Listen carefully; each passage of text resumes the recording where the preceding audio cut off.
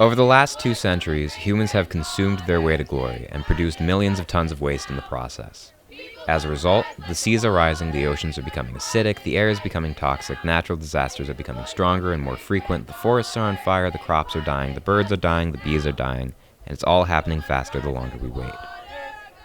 The future of humanity is at stake. Yet, governments and world leaders have struggled to act. Although every person on Earth stands to be affected by climate change, some will be more hurt than others. Poor people, racial and ethnic minority groups, people in the global south, and the young. And because the young will be affected, they're fighting back. In March 2019, hundreds of thousands of students worldwide walked out of class and protested on the streets. In September 2019, they did so again, this time in the millions. Although media attention has centered on teenage activist Greta Thunberg, who inspired the walkouts, hundreds of organizations had to come together to make the walkouts possible. Why these tactics? Why now? We sat down with organizers from Climate Justice Action McGill to discuss. Climate Justice Action McGill, or CJAM, started as a branch of the organization La Planète s'invite à l'université. They continue to view themselves as part of a much larger whole. And I think if you kind of put that strike into the greater perspective of the global climate strike, our role within that was kind of just answering the call to strike, and kind of getting McGill students rallied up about it. We also sat down with Barrington-Leigh, a professor of environment and economics at McGill. In contrast with CJAM, Professor Barrington-Leigh takes an exclusively wide view.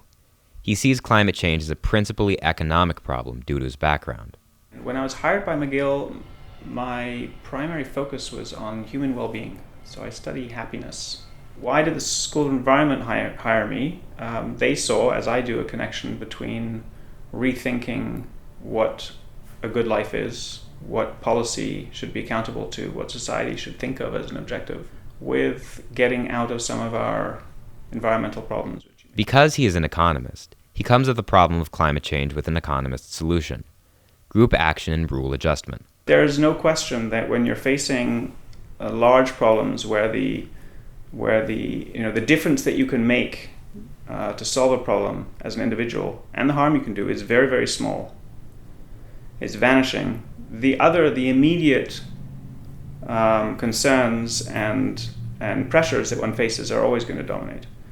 And so it's well understood in economics that the solution to large problems like this in managing common pool resources is to collectively impose restrictions on our choices.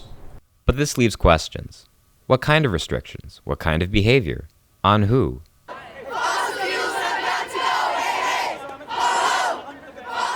Not all collective action is created equal. Because climate change affects everyone, different strains of environmentalism exist. CJAM advocates for climate justice, which calls for climate action that considers socioeconomic status. But there are other paths with less of a focus on justice, such as liberal capitalist environmentalism, primitivism, even eco-fascism. As such, CJAM is not shy about critiquing the wider climate activism movement. The environmentalist movement has historically been a movement without thinking about environmental and climate justice, and that leads to problems like, for example, national parks being created where indigenous people have been living for generations and generations, and they're kicked out in the name of conservation, or companies like Hydro-Quebec, which are giving us renewable clean energy, but then they are harming the environment around northern communities. After the September 27th strike, there were a lot of reports by Indigenous people about the racism that they experienced at the protest. And so currently, the climate movement is not inclusive. We need to do a better job of centering and providing space for Indigenous people to speak. They make up 5% of the population, but protect 80% of the world's biodiversity. And we are not giving them enough credit and enough space to lead the movement as they should be. Climate change should be about discussions on colonialism, wealth distribution, capitalism, and power, and things of that nature. But currently, it's been extremely diluted to be about veganism, and there's just been a lot of greenwashing. So as CJAM and as a wider movement, we just need to do better, and we need to educate ourselves. Having the most effective people lead the movement, per CJAM, isn't just moral. It can also strengthen and galvanize their side of the fight, like it has for the youth climate movement. Our future is like in grave danger, and it's our generation that's going to be affected the most, so it affects us like emotionally. There's a lot of fear and grief and hopelessness about our futures because of climate change, so that's why there's so much power in the student movement right now. But no movement can survive without some outside support. This is particularly true for the student climate activism movement, who, due to being students with an interest in the environment, often work with environment studies teachers. These teachers tend to believe that their role is to prepare the generations after them to tackle the climate crisis. They have not always been successful. When I started out teaching to Team Talk class, we were overwhelming students with bad news. And I found out that rather than empowering the leaders of the future, at least in the short term, it seemed like we were shutting them down, we were overwhelming them. Their sheer negativity also led students to have disdainful attitudes towards other people in human society at large, a tendency Professor Barrington-Leigh now pushes against. If you understand the nature of these deep problems, you have reason to be compassionate to yourself for not being a perfect green citizen. Because in fact, everything's aligned against you for doing that. You cannot possibly internalize all of the effects that you're having, which are actually the fault of incentives that we have set up badly. You should have compassion for society. Society is not stupid. Society is not evil. Society is not making bad decisions. In fact, societies don't make decisions. Instead, we are caught in a trap. And this, all parties agree, is the purpose of the climate strike: to disrupt society and break the trap.